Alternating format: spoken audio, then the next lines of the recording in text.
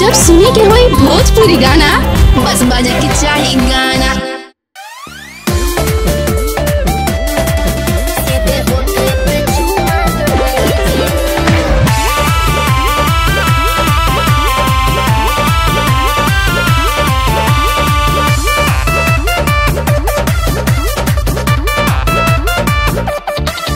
तुम करोगी जान जदी ऐसे हम करेंगे प्यार, बोलो कैसे, बोलो बोलो हाँ हाँ हाँ। तुम करोगी जान जदी ऐसे हम करेंगे प्यार, बोलो कैसे कैसे। अब थोड़ा भी देर जन कीजिए कीजिए कीजिए।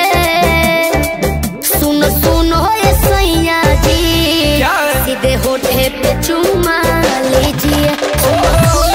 सैया जी सीधे होठे पे चुम्मा लीजिए। अरे तो मुड़ा में लागत बाड़ू।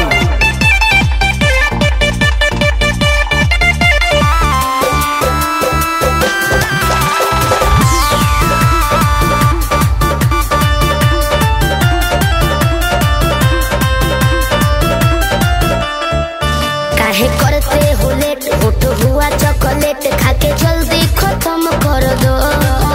कोई देख लेगा जान, जरा रखो ध्यान, के बारी तो बंद कर दो। हाँ, काहे करते हो लेट, होठ हुआ चॉकलेट खाके जल्दी खत्म कर दो। कोई देख लेगा जान, जरा रखो ध्यान, के बारी तो बंद कर दो। प्यार करने में भाषण ना दीजिए दीजिए।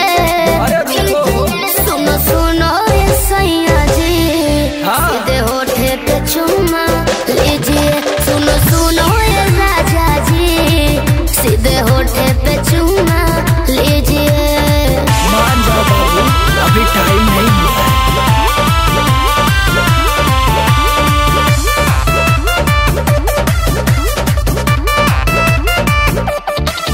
थोड़ा करो ना फील, सुनो सैया बर्दाश्त नहीं होता है अब। जग जाएगा जोश, तिवारी आशुतोष कर देंगे समर गजब। थोड़ा करो ना फील, सुनो सैया बर्दाश्त नहीं होता है अब। जग जाएगा जोश, तिवारी आशुतोष कर देंगे समर गजब। जो भी करना है जल्दी से कीजिए कीजिए। सुनो सुनो ये सैया जी, सीधे होठे पे चुम्मा।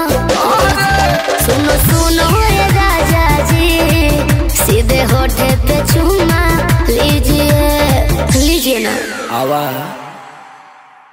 सुनो सुनो ये सैया जी, सीधे होठे पे चुम्मा लीजिए।